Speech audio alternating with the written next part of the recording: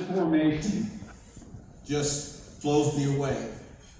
So I'm going to throw myself a little curveball. I'm going to take all these prepared remarks. Yeah!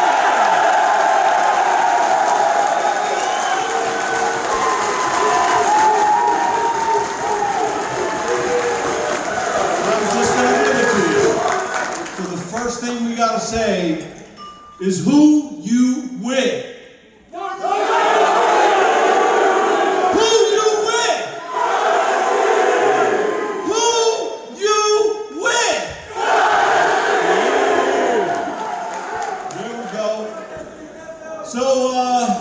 Stand ready. I'm going to ask all of you to stand up for me. All of you. All these lovely spouses.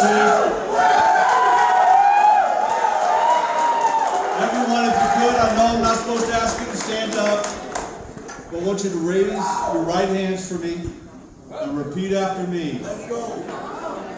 I am an American soldier. I am an American soldier. I'm a warrior and a member of a team. I'm a warrior and a member of a team. I serve the people of the United States. I serve the people of the United States. And I live the Army values. I live the Army values. I will always place the mission first. I will always place the mission first. I will never accept defeat. I will never accept defeat. I will never quit. I will never quit. And I will never leave a fallen comrade. I will never leave a fallen comrade. I am disciplined. I am disciplined. Physically and mentally tough. Physically and mentally tough. Trained and proficient in my warrior task and drills. Trained and proficient in my warrior task and drills. I always maintain my arms. I always maintain my arms. My equipment. My equipment. And myself. And myself. I'm an expert. I'm an expert. And I'm a professional. And I'm professional. I stand ready to deploy. I stand ready to deploy. Engage. Engage. And destroy. And destroy. Enemies of the United States of America. The enemies of the United States of America. In close combat. In close combat. I'm a guardian of freedom. A guardian of freedom. And the American way of life. American way of life. I am. Soldier. Gosh darn, sit down.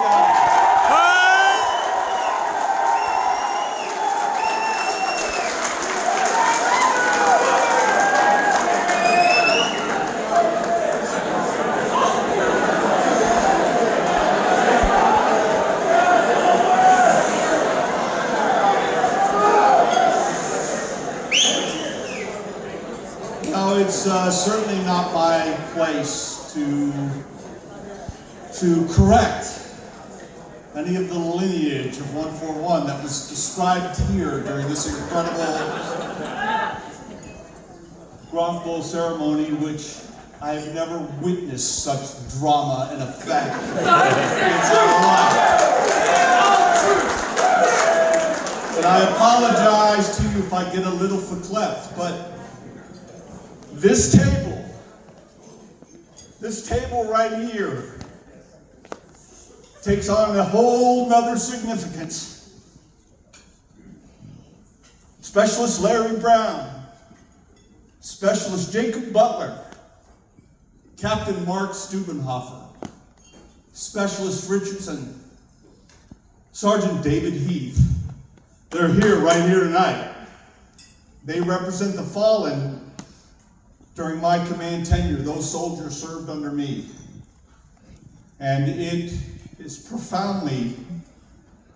I am profoundly grateful to you for acknowledging that this evening. Well done, non-commissioned officers. It's the way it should be done, and I appreciate it. Now, I'm going to talk to you tonight about trust. Trust, why we trust each other, and how we build trust. And I learned trust from a crusty Southern Virginian, Virginia State graduate football player named Thaddeus Chapman. And Thaddeus Chapman was not a 141 soldier, but I believe it's important that I pass on his message to you about how we build trust and why we end up trusting each other in the most difficult, complex situations that a human being can confront. And that is standing against a wall with spall bouncing and you being able, like that SOB right there did in the Battle of Asamoah. It's trust. And Thaddeus Chapman, my first battalion commander, was an exceptionally unique individual. Here we were in the 7th Infantry Division Light, the Army's 1st Light Infantry Division. The division was a straight leg, hollow division. 16 out of 16 in priority for the United States Army in 1983. And in 1984, General Wickham signed a white paper and said, we are going to make the world's premier light infantry division. And so this young lieutenant, who was supposed to go to Fort Riley, when he graduated from Ranger School, they said, hey, this outfit out in Fort Ord is looking for Ranger qualified lieutenants. Who wants to go? Well, shit, I do. And we were all the I do lieutenants. And all of the battalion commanders had to be Ranger qualified battalion commanders. And they were going to build in 2 short years, the certification process, a light infantry division that was the world's best. This totally pissed off Gage 2nd, totally pissed off the 101st, because now all of a sudden we were the priority. And we were getting all the new stuff, all the great stuff. Well, in walks Thaddeus Chapman. His change of command speech was like 10 words.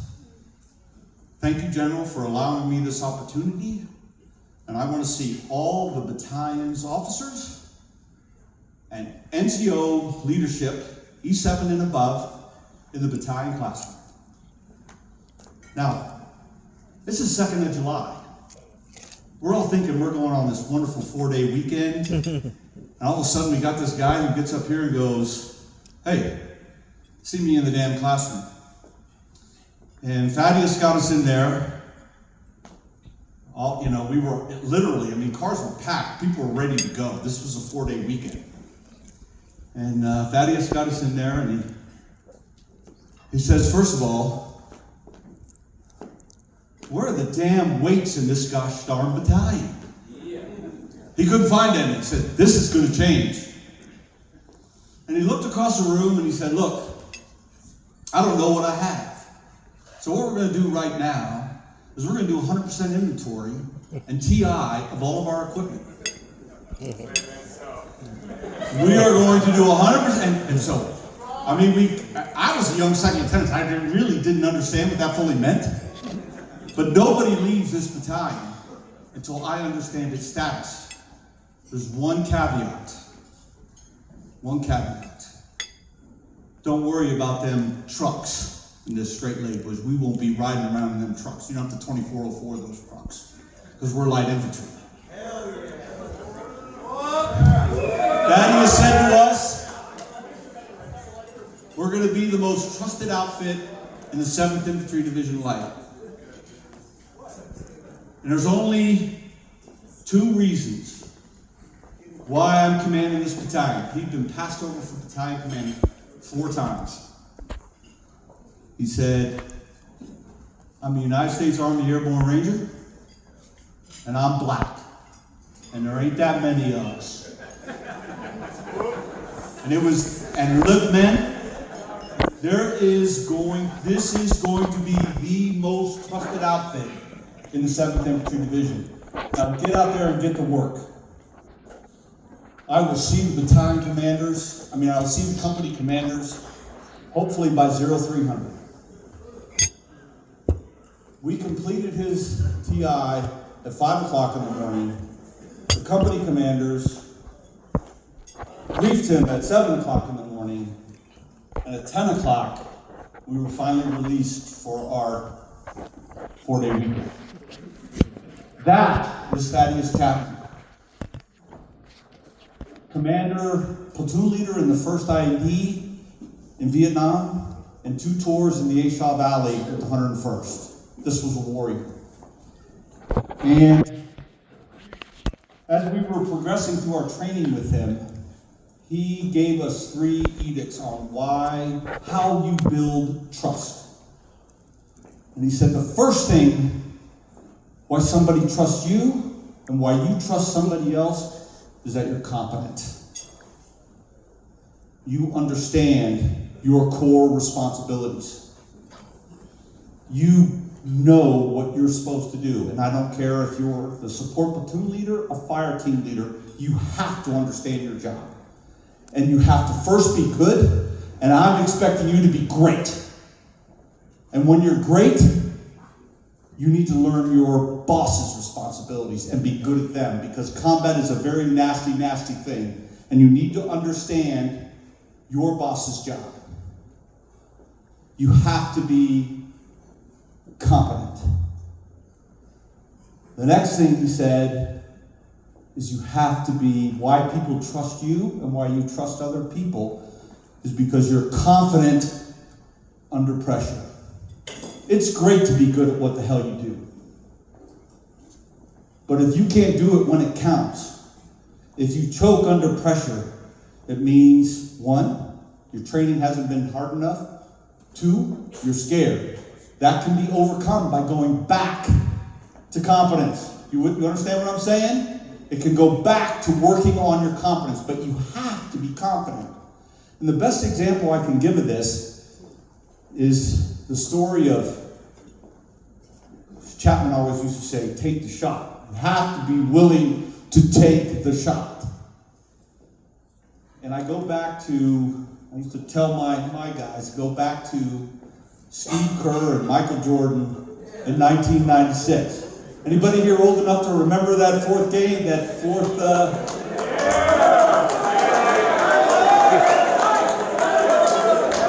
And you know, Steve Kerr, in the previous series, had missed that shot.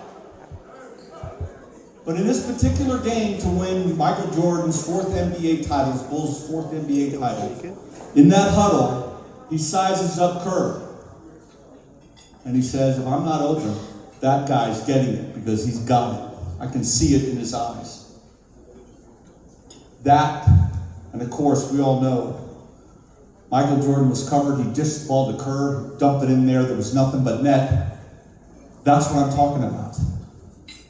That when it counts, you can look in a person's eye, and when you're against the wall and shit's coming your way, that you know that you're going to go across that wall and you're going to deliver that suppressive fire so that you can continue to fight and continue to move. And that is confidence.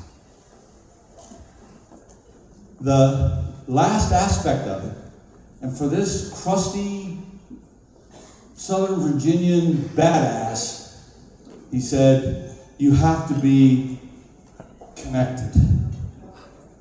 You have to know your people.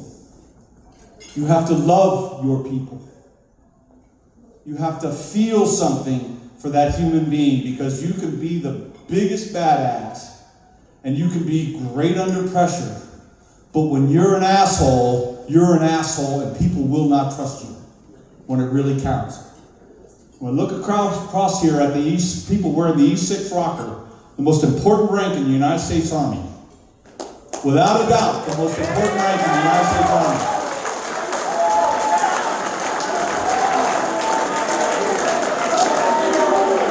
I want to caution you. I want to caution you because you are going to build trust. I like to tell my staff sergeants that if I made 10 life or death decisions in a given combat situation, they made 100. They made 100. Kneel here. Drink your water now. Eat. Take a position over here. All of those things ultimately can end up being life or death.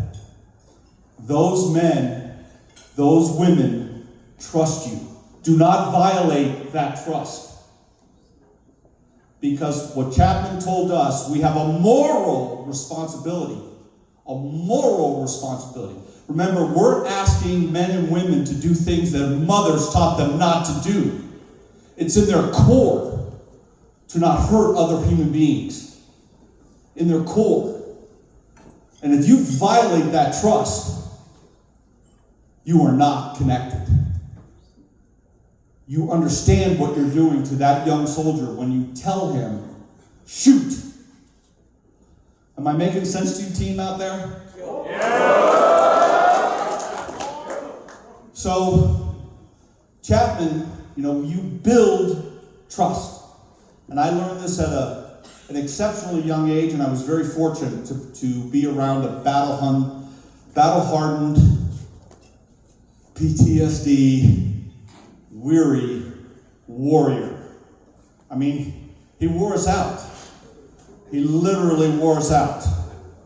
And he did things that, I'll just give you one quick war story. You guys mind one quick war story?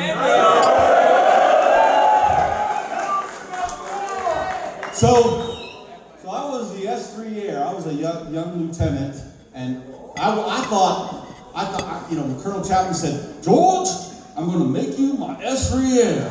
And I said, sir, George, it's a damn captain's billet. I'm making you my S3 Air. Why do I see that disappointment on your face? And, sir, I thought I was going to be the scout platoon leader. Maybe we had 18 months in platoon command, and maybe the more I'm MPOC qualified. Maybe the mortar platoon leader. He looked at me and he goes, son, why would I make you my special platoon leader when you're just-in-time Gatesy? Looked at him and said, what do you mean just-in-time Gatesy? George, you're never late, but you're always just in time. I don't want no specialty platoon leader that's just in time. I want my scout platoon leader to be an hour, 2 hours ahead of time. I want my weapons platoon leader to be in position an hour, 2 hours ahead of time. I can't have no just-in-time Gatesy. Now you're one weird dude, and I love you. You come from good stock. I can tell you come from good stock. And you got a good head on your shoulders, so you're going to come over here and work ammo for me, and you're going to run aviation for me. I'm going to give you captain's bullet. You're going to be goddamn happy about it. And I said, yes, sir. And what he was living up to, he knew, he looked across the landscape, he understood his people, because I was damn just in time Gatesy. I was 5 minutes ahead of every single PT formation. My Toyota Celica was running in there at 5:55. and I appreciate that.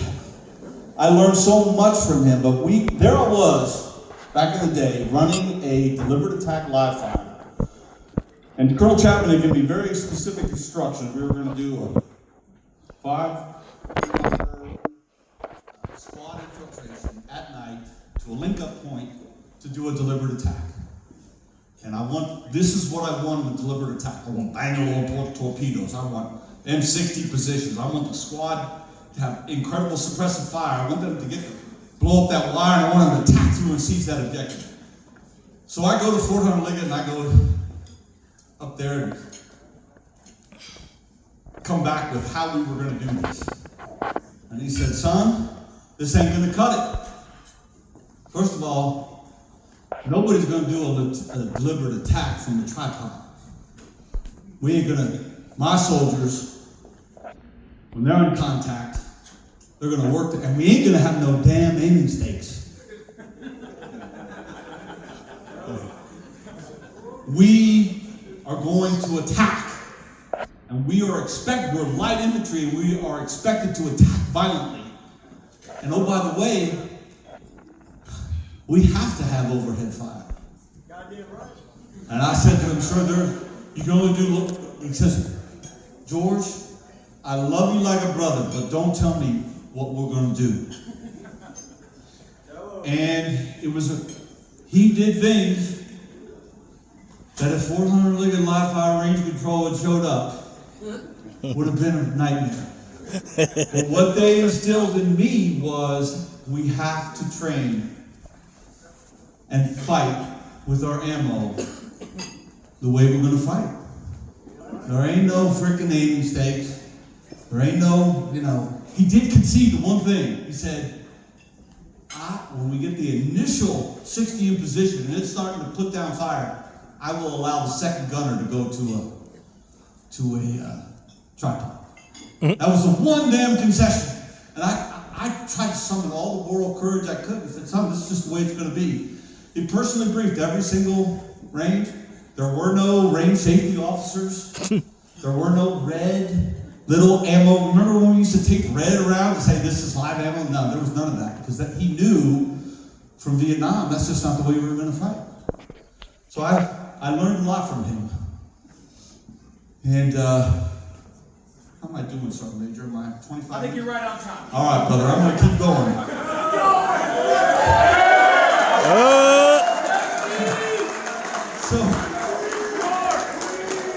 So Thaddeus, all of a sudden, and I have no freaking clue why, I got selected to be the straight and stalwart battalion commander. It was a blessing from God.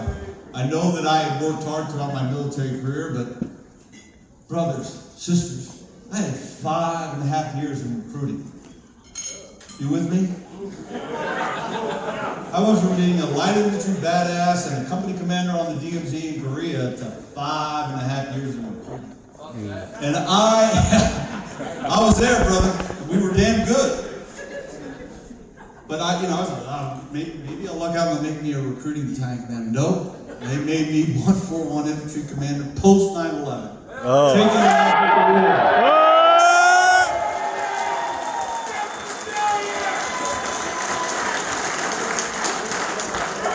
So there I was in front of these great soldiers from 141 in Kuwait.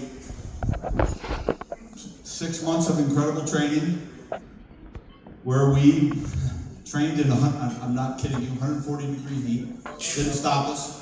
Not one heat casualty. Now we all look like drug addicts because we had IVs.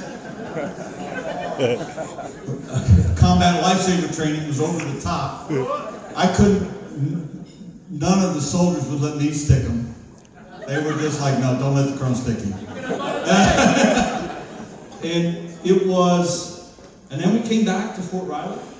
We did a gauntlet exercise. We went to NTC, and when we finished live fire at NTC, I got my RFF to deploy the formation in 26 days to Kuwait. And that was an incredible burden, a wonderful burden, but an incredible burden to be standing in front of young people and taking them to war. But I fell back on my Chapman. I fell back on it. And I want to give you 3 quick anecdotes about what I learned about trust as a warfighting battalion commander. So we're getting ready to deploy. And we were going through soldiers who we thought weren't ready to deploy. And Charlie Company, Predator back in the day, their command team came forward, and they had 3 or 4 soldiers that belonged on, that thought that should be on the rear D that they couldn't take. And so I said, approved. You guys don't trust them? Don't think that they can perform up to speed? We'll make do without these 3 soldiers. And about an hour later, Staff Sergeant Martin was beating on my door with his company commander and his first sergeant and his platoon sergeant. And he looked at me and he said, "Sir, we got to take Bell." I said, "He's a PT problem. He's going to be a liability in combat." He said, "Sir, you've been talking all this stuff about trust. I'm telling you, we trust that kid. Now, yeah, he's a PT problem, but he can shoot. He's a Kentucky boy, and his fire is spot on. And we love him, and we trust him, and we will make up for his physical shortcomings in combat. We took him to combat. On a particular day in Karbala, that young man performed. People fought to get him into position. It's amazing what a young American learns at a young age about tracking what you think a person under fire will do. It wasn't me. I'm telling you, under fire, it was like trying to play intramural football. I'm playing NFL football, and you're like, when I got done with, I had stuff all around me. I think we did okay, but it was fast.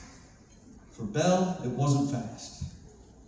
For Bell, it was lethal. And Martin knew that. And Martin wanted that lethality, and he trusted that soldier. Next story is Sergeant David Wardlow. I wasn't there on this day. Charlie Company had, so for some brilliant reason, 141 deployed pure. We didn't have an engineer company, we didn't have an FA battery, we were just 141, 3 companies.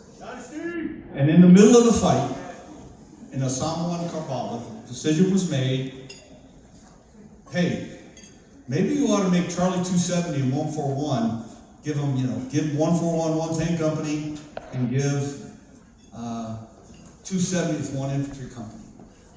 So we sent Charlie Company up there, which is a whole nother story. And on this particular day in Karbala, there had been a transition from the 3rd ID to the 101st. And the 3rd ID was getting ready to go through the Karbala gap. And the 101st had to take over the fight in Karbala. Dan Allen was the brigade commander, incredible warrior. Colonel Lennington was the 101st commander, an incredible warrior. And they said, hey, the hot spot is here in Karbala. This is where the Fedayeen is camped out. You're going to need to neutralize that. So the next day, Lennington and an air assault put 3rd of the 502nd light infantry in that fight. And they quickly from the rooftops were experiencing fire like probably we haven't seen since Black Hawk. And Charlie Company, infantry company, who was with 270th Armor, got the order to push a platoon, Wardlow's platoon, up to that fight. And we had gotten really good in the Battle of Osama of courtyard fights and traffic circle fights, and how we deployed the light infantry and how we deployed the Bradley. And so this was not uncommon for Wardlow to get up there and knock down a few walls in that courtyard and immediately establish dominance and support 3rd of the 502nd. And within minutes, we lost the Bradley fighting group, the platoon leader's track. We lost Sergeant Warner. We didn't lose him. He was wounded, and we lost the platoon leader. Platoon leader wasn't killed, but he was wounded, and the Bradley was on fire. Oh, shit. And so now Wardlow had a whole nother problem. He had to casevac, the crew of this Bradley fighting group. In the meantime, one of the other squads from Wardlow's platoon had managed to reach the rooftops to get up there and face the Fedayeen. Specialist Larry Butler, moving through an alley, looking for a house to get up on a roof, gets literally shot in the ass. Damn. Keeps fighting. He's got the saw, and he gets up on that rooftop, and he keeps fighting. But all of a sudden, nobody knew, but Larry's femoral artery was cut. Oh, shit. And he was bleeding out. And he suddenly collapsed. Now Wardlow had casevac with the Bradley, casevac with Brown. He fights and gets that, takes his Bradley and its infantry squad, and they get Brown, and they get Thorpe, and they get Warner to a safe area, to an AXP, and they're waiting on an air vac, casevac. And he's looking at his men, knowing that they got to go back in there. They got 2 more Bradleys in there fighting their asses off. And he looks, and he makes a decision. He said, I'm taking these 6 guys. I can see in their eyes, they're okay. These 2 dudes, they're staying right here. Because they don't have it right now. Not that he didn't trust them, but he made a connection decision. You understand what I'm saying? He made a trust decision right there. And those dudes went back in there, and they carried the day. Wardlow fought for 6 more hours. I got to brief one of the 100th Air Force attack battalion, said, Wardlow called in more fire from his Bradley fighting vehicle. It was just impressive, the calmness and the veracity and just the guts that this Sergeant First Class had, minus his platoon leader. We got to evacuate that Bradley. About, I don't know, maybe 30 days, 40 days later, just a hulk, just a burned out hulk.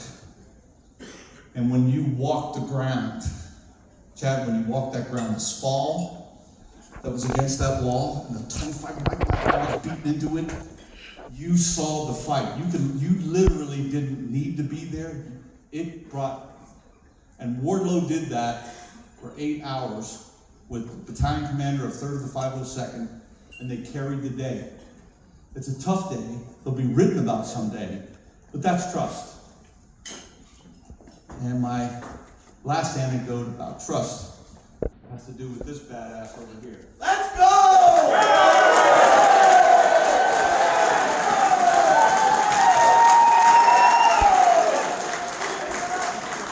It's not all a good story, because I got to tell you, Avalanche Company did not come to Kuwait with us. We had what's Able Company now. We had to bastardize, the previous battalion commander, for all the right reasons, had to bastardize that infantry company to make 2 pure companies. And so Avalanche was left while we were in Kuwait. And am I still doing okay, Sergeant Major? Look, I'm right. All right. So the bottom line is that we didn't get to know Avalanche Company. When we came back, they didn't. When we went to Gauntlet, they didn't fight with us. They were over in 113 Armor. And then when we went to MTC, they were over in 270th Armor. And now we deployed to Combat Pure. And here are these dudes from Avalanche that nobody knows. No connection. You with me? No understanding of their competence. No understanding of their confidence. And we were initially, because we were pure, actually, and I hate to say this, but we had an MP mission when we first got there. Our job was to somehow secure what 6 MP companies would do with 3 infantry companies for Talil Air Base. And within 72 hours, we had the mission to go up and attack Asamba. And on this particular day, I led the outfit with Bushman.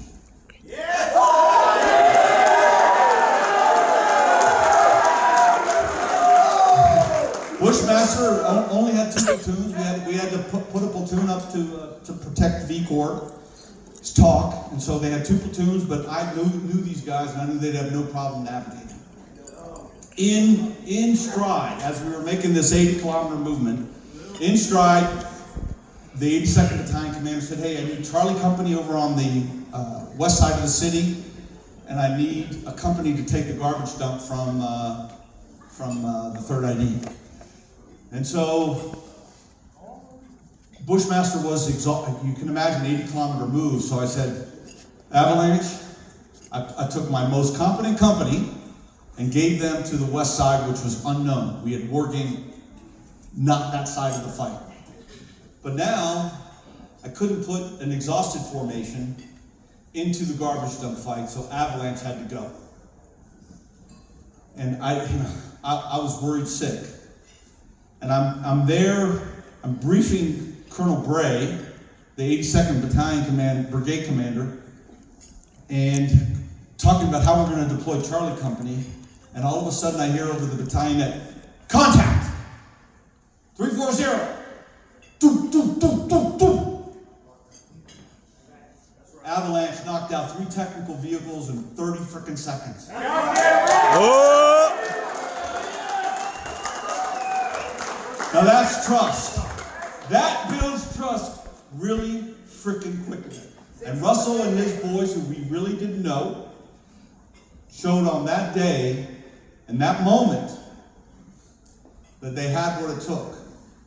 I can remember riding up there to see Mike Russell while Vic was going back and forth in his track, getting hit by 152 artillery all day long, doing survivability drills, and going up and seeing those boys, and they were all in.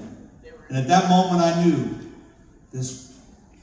And Russell was one weird dude, and we immediately developed an affinity. So I know I've probably spoken a little long. But I want you to remember 2 things for me. First of all, I would really like you to remember Thaddeus Kaplan. Thaddeus gave his all to his country. And he trained a bunch of warriors. I want these young soldiers and these young non-commissioned officers to remember, it comes down to trust. And so you have to first, the bedrock of trust is build your competence. That's right. Be as good as you can possibly be, and gosh darn it, be great. Take the shot. Be confident. Be the one who wants to take the shot. And finally, love your people. Be connected to them. Know your soldiers. Love your soldiers. Love their families. We got you, sir. It's what right here is what counts. That's what I see tonight. You have it right here. This is what wins. All right. Thank you.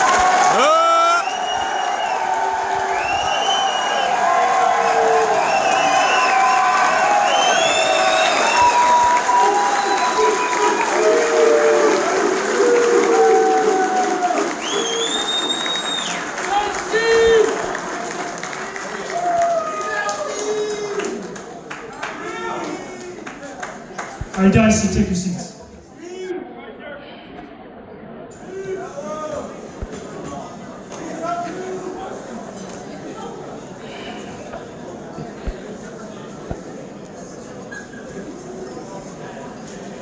Hey, Colonel Gatesy, I want to say thank you, and we really appreciate you speaking on behalf of the Dynasty here.